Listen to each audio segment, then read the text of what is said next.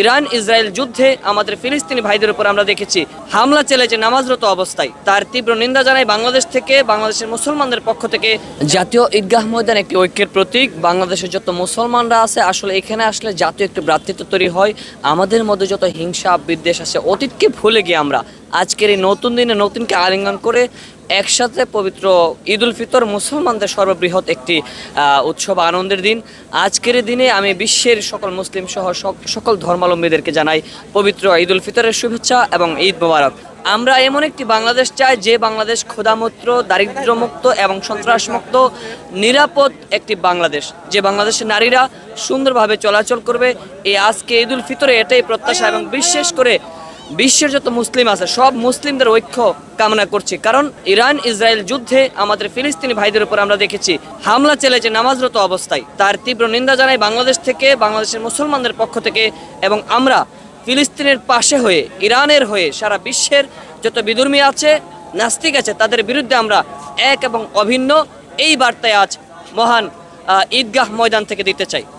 দীর্ঘ একটি মাস সিয়াম সাধনার পর জাতীয় ঈদগাহে নামাজ পড়তে এসে আল্লাহর দরবারে শুকরিয়া আদায় করছি। আলহামদুলিল্লাহ, খুব ভালো লাগছে যে সুন্দর একটি ঠান্ডা আবহাওয়া।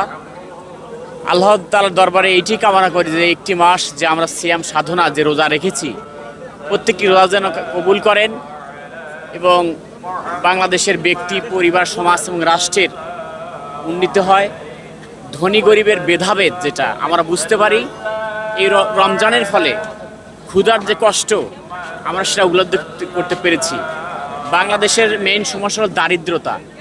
আমরা এই রমজানে যে শিক্ষা গ্রহণ করেছি এই দারিদ্র মুক্ত করতে আমরা এই মাসে যে প্রশিক্ষণ গ্রহণ করছি, এই প্রশিক্ষণের আলোকে যাতে আগামী 11টি মাস সুন্দরভাবে চলতে পারি এবং সুন্দরভাবে বাংলাদেশের একটি সম্প্রীতির পরিবেশে সৃষ্টি হয়, কোন হানাহানি, দ্বন্দ্ব, বিবাদ, ফ্যাসাদ, হাঙ্গামা না থাকে, একটি সোনার বাংলাদেশ, সুখী বাংলাদেশ। এবং এই রমজান মাসের এই প্রশিক্ষণের আলোকে বাকি জীবন যাতে পরিচালনা করতে পারি, এই কামনা আল্লাহ তাআলার দরবারে করছে। দেশ কয়েক যুগের পর একজন পুরুষ প্রধানমন্ত্রী বাংলাদেশে হয়েছে।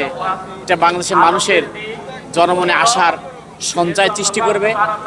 আমরা জানি যে একটা রাষ্ট্র যদি সেই রাষ্ট্রের যে কর্ণধার সে যদি আসলে সুন্দরভাবে দেশ চালায়, তাহলে রাষ্ট্রের নাগরিকরা সুন্দরভাবে বসবাস করতে পারে।